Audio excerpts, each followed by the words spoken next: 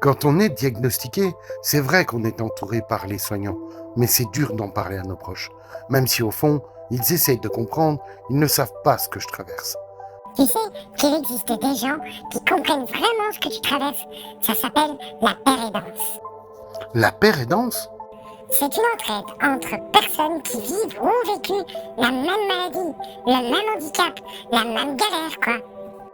Elle trouve son origine avec Philippe Pinel, un médecin précurseur de la psychiatrie qui va embaucher Jean-Baptiste Bussin, un ancien interne de l'hôpital pour accompagner les patients.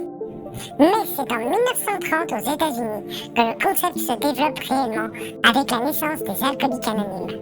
Ils font la démonstration que le partage et l'échange d'expériences représentent une réponse thérapeutique efficace. Mais ils ont une formation médicale? Non, justement, ce n'est pas une relation médecin-patient, c'est du partage d'expériences d'égal à égal, de personne à personne.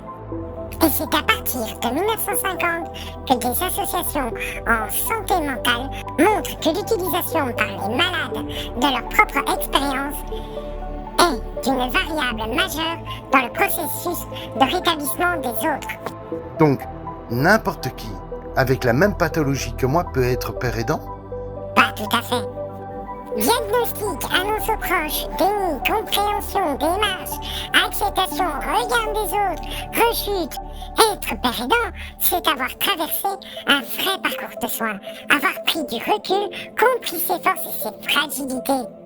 Mais être père aidant ne veut pas dire qu'on ne peut pas avoir soi-même des rechutes et besoin d'aide à son tour. Certains décident d'aller plus loin et de se former pour avoir toutes les clés en main. Il existe des formations ou diplômes universitaires pour pouvoir accompagner dans le respect sans se perdre soi-même.